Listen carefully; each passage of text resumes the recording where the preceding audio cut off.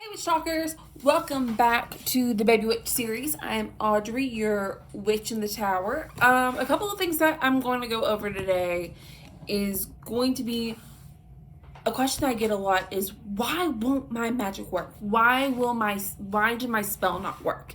And it could be a couple different things. This is a common question that I get a lot when it comes to magic and when it comes to casting your first couple of spells, which is a huge accomplishment. Congratulations. But also there are some things that you need to call into question.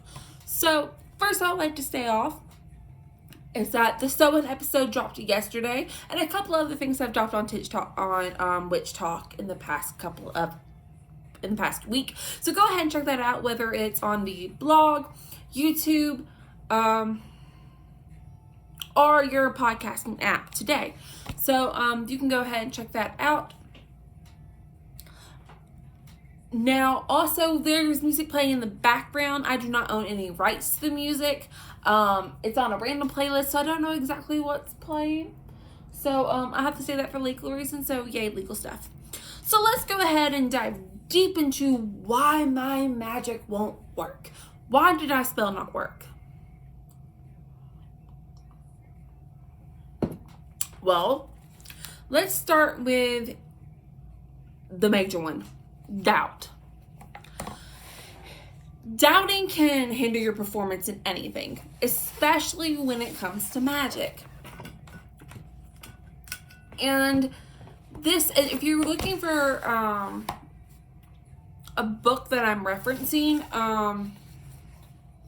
one of them is Hawthorne's Botanical Brews. It's actually a new book that I got. It's actually quite fascinating. I haven't read through all of it yet. I am on page 73, and I got it about an hour ago. It is full of fun, different types of potions, brews, whether it's tea, alcohol, kombucha. This is a great go-to if you're doing it. This is by, yes, the famous Black Horn, which is Amy Hathorne. She's the founder of Hawthorne Hoodoo Blends. She also has a a couple of herbal books in Hawthorne did this one? Yes. Hawthorne's Botanical Magic by Amy Hathorne, and I don't think she did this one. No. Okay. She didn't do that one. But she's a great and very talented artist and witch. She's a wonderful author to go and dig to. So I would definitely dig into her. And this is where I got this idea from. So doubt is the biggest killer of magic, which of all magic. If you doubt yourself, you doubt your abilities, and and that kind of puts everything on ice. So your magic can't move. If you don't believe in yourself, you can't produce anything. If you don't believe you can run a race, you won't finish the race. And that's exactly what it is here. And it doesn't matter where your power comes from. You can be using candles, you can use blood magic, chaos magic, you can be using anything. If you have doubt, it kills all of it. Lack of power. So this is a really big problem that I see when baby witches are starting out, is that they don't raise their power properly. And there are a couple of different ways to raise power. And it could be calling the four elements, calling on your gods and goddesses, herbs, candles, oils, different types of things, elements. But if you don't raise your power, if you don't, I'm gonna say it like this. In music, there's a thing called a crescendo. And a crescendo is the gradual It's the gradual heal, and it gets to the climax. Think of it kind of like sex. There's the foreplay, and then there's the big O moment. And without the raising of power, you won't get to that moment where you can release that magic to be able to put into the process of making your spell work. Now, there are a couple different ways to do this. You can do music, you can do drumming, you can do dancing, you can do meditation, you can, what I do is that I ground and I center. That's a major one for me. A couple other ways that you need to make sure that you have those reserves for power. You're forgetting. Raising power and casting magic can be exhausting. The bigger the spell, the more that you produce. Energy cannot be created or destroyed. It just changes shape. So the magic is coming from you, and that's energy. So make sure you eat really well if you're going to be casting spells. Make sure you drink plenty of water. Make sure you get rest. Make sure you're doing these things so when you do spells, you have that spiritual and physical magic on reserve so you can be able to produce. So that's one thing. Patience. Magic is not like in Harry Potter. As much as I love Harry Potter, magic is not like it is in Harry Potter. You don't wave your magic wand and then bam, something pops and comes out. Magic is like this. Magic is like a rock slide. A rock slide that's already taken place. And if you pour water on the rock slide, you might be pouring it here, but it'll come out this way. It'll come out right here. You don't know what magic goes through different channels and different things and then be able to get the result. And sometimes it takes time. The bigger the spell, most likely the more time that it's going to take because there's so many different factors involved in it. So patience is a key word when it comes to magic. Take a deep breath, know that your attention is working, and there's that old saying that forget about it. When it comes to magic, forget about it. When you cast your spell, don't worry about it anymore. Because now it's kind of like when you throw a ball, you know that ball is going. You know you're throwing it and it's out of your hands. And you know eventually it's going to land. It's going to get somewhere else besides with you. That's exactly the point. You have to, that ball has already been put into action. Now you just have to wait for the result. Gosh, this is a big one. And this is one that really gets on my nerves because this is the one that's probably the most dangerous. Shitty research. There are so many books. There are so many credible websites. There are so many people that you can pull. There are so many resources that you can pull from. That's one of the reasons why I tell you guys, look, like, here are resources that you can pull from. They're reliable. I know they're reliable. But a spell won't work. For instance, if you're using lavender and chaos magic, it's not going to work. It's going against the magical grain of lavender, which is a substance for calming, unity, transparency, psychic evaluation, and love. Those aren't going to work for chaos magic if you're trying to hex somebody. Know your shit. Even if you don't know your shit, write it down. It's my book of shadows. This is my book of shadows, and there's a reason why I don't. Oh, something fell. This is my Book of Shadows, and there's a reason why when I sculpt my spells, I have table of contents. I have, and I don't really like to show my personal grimoire to everybody, but when I write a spell, I have the correspondence, I have what I say, I have what I produce, I have what I use, I have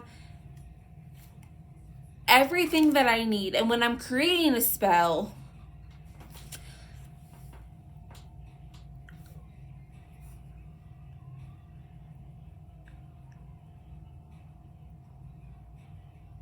I even like have moons, like the moon cycle that's in, or the hour that I need to take, or things along those lines, the days of the week.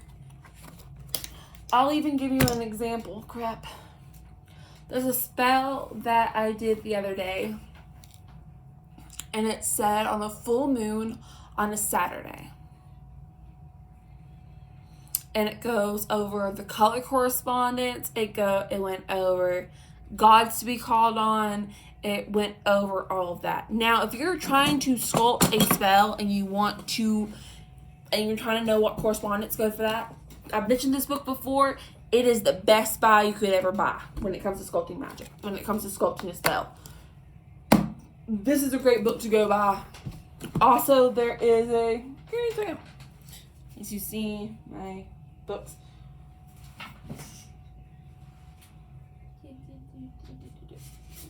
Also, there's a book about scroll crafting by R. Emery Hitchcock. It's an amazing book. It is very Levin light. It's very much harmonious magic, but you learn the same principles that you need to cast chaos magic too. Definitely worth the buy. And I'll go over books that you probably need for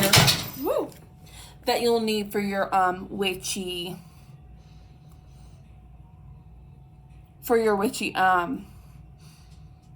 book, like bookshelf. Okay, so and this, do your research. Do your research. If you don't do research properly, it could wind up really hurting somebody. And I'm going to quote what it says here in the book. It's called Saudi Scholarship. There is a reason why witches and even fairy tale wizards are associated with books. Knowledge is power.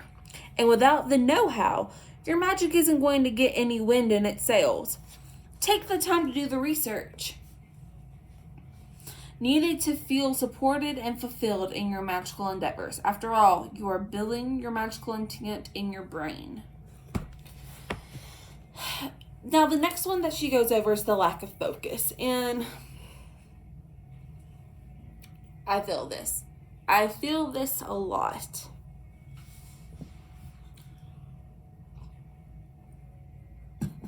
You know, a lot of people ask me, like, why do you have a room just dedicated to your magic and your hobbies and things along those lines? And that's because I get easily distracted. I have ADHD on a monumental level.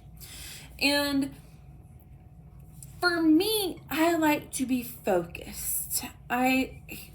Anything that is worth in life, you have to have all your attention on. If you're spending time with your significant other and you're on a date, you don't want to keep looking and checking your phone, keep going and doing stuff, keep getting interrupted. You want to spend that attention and that time and that focus on that specific person. It's the same thing with magic. Magic needs your focus. So your intent can be fully rounded and fulfilled on what you're doing. Because the more you take your mind off of it, the more your power is going to decrease. Next one. Now this is really big if you are, I'm readjusting my camera. Okay. Now the next one is really big if you're working in a coven, if you're doing sex magic, if you're doing anything with more than you. There's that old saying with too many chiefs and not enough Indians. You know, Too many bosses, not enough workers. Too many queens, not enough worker bees. Too many cooks in the kitchen. Now, intent is a huge thing. Everyone needs to be on the same page and have the same intent and meditate at the same pace for magic to be able to work. That's why a lot of people use drumming, and they drum together to keep a beat, to focus on their intent. And then the faster it goes, the bigger it is, and then it goes to the climax. Everyone has to be the same pace and building the energy at the same time. So make sure when you're practicing other people, y'all are able to have focus and have that pace. And sometimes it takes a lot for it to be able to get there. Extreme emotions. If you're crying too much, you can't talk.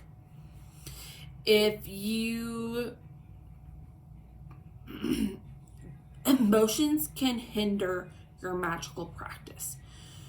You need to be at a level and a low prana to be able to exhibit your magic correctly.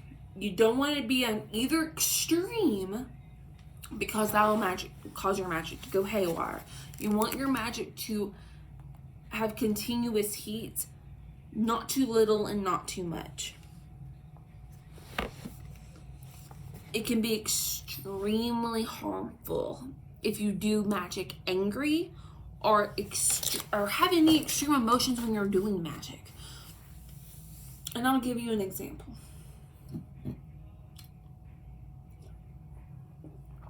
So a baby witch friend of mine started practicing magic, and she got incredibly angry at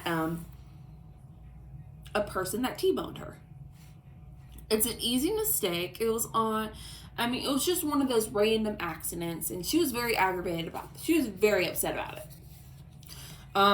She was a mom, and her baby was in the car, which is completely understandable. So she decided to hex the person that T-boned her. And she did it when she was angry. Too much fire and too much fuel. It led to the person getting extremely injured.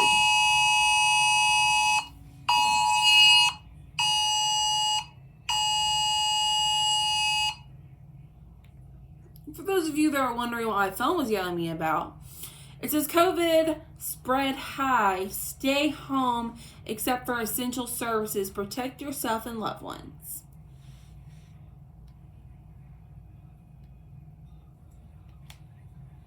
This is what it says. Be safe. Took my phone on Do Not Disturb, but apparently I didn't put it on silent. Thought I did both. Anyway, you have to understand that magic is not a toy. Magic, just like this blade, can protect and harm. It is sharp and a double-edged sword. You have to be smart and responsible when it comes to casting magic. If you are in a duel, put it this way, if you are in a duel and you are angry and you are just casting your blade willy-nilly, not focused, letting your anger get the best of you, you're going to wind up getting cut. Because your person on the other side of the sword is controlled, calm, and in control, and focused, and not letting their emotions get the best of them.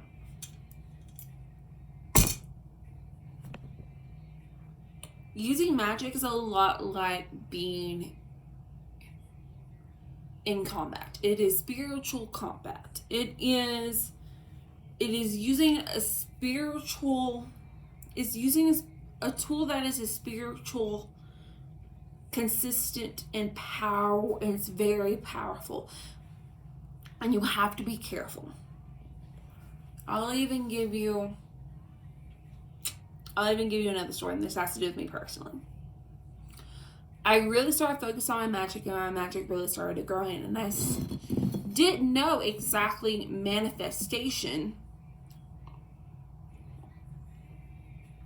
I didn't really know how strong manifestation would be and how strong my thoughts could be, especially as a young, powerful witch. There was this girl that was a complete bully at our workplace, and I worked in a retail store at the time. It was not like a typical retail store like clothing or stuff. It was car parts. And this young lady, she put me down. She viewed me as a threat because she was dating one of our coworkers, and me and that coworker got along really, really well. There was nothing romantic involved. We were just really good friends, very charming. And see what I said about focus? And she was just being a complete bitch one day. And I sat there, and she was this tiny woman, like she was like 5'4", 5'3", maybe weighed 100 pounds soaking wet. And I sat there, and I thought, I was like, I hope one day you fall off your Jeep and break your leg. Well, the next day I was off, and I come back to work the day after my off day, and I see her in crutches. And I asked one of our coworkers what happened. He goes, well, she was at work yesterday. She tried to get in her Jeep, and she fell off and broke her leg.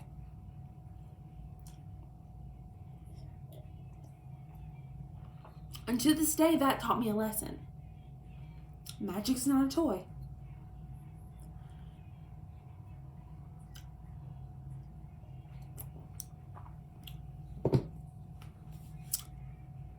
So that's how I learned that magic wasn't a toy.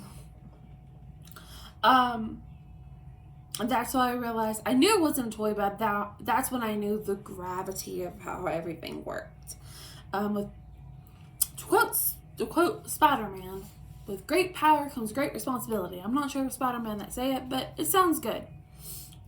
Because in my head, it's coming out of Tom Holland's mouth. So, but those are a couple of things that I'll be keeping from your practice. So make sure you do these things. You read, you research, you plan. And I will go over a proper way to teach you guys on how I craft a spell. But that will be next time. So thank you, baby witches, for tuning in. I appreciate you guys dropping by. Happy sewing, because it goes until tomorrow. Stay safe. The virus, especially in where I'm at, is spreading, and it's pretty much a hot spot. So remember that even though your area might not have restrictions, you might not have a curfew, you might not have this, and that, but remember the virus is still out there, and it's very, very serious. Do not forget to vote. Don't forget. It is your responsibility as a citizen. It is your responsibility. I know people are like, I don't vote because there's not people that I really am into, or like I don't agree with any of them. Well, guess what? I don't agree with either of them 100%. But I look at the policies, and I look and examine which one is closest to my beliefs and where I believe I want my country to be. And the country and the society that I want to pass to my children. There are goals that I want for my country. And as witches, you can cast a spell to bless your candidate. You can cast a spell to create change. You can do these things. So, there's some food for thought there. So thank you guys so much for tuning in to Witch Talk. Have a great day. Stay out of trouble. Merry meet, merry part, and merry meet again.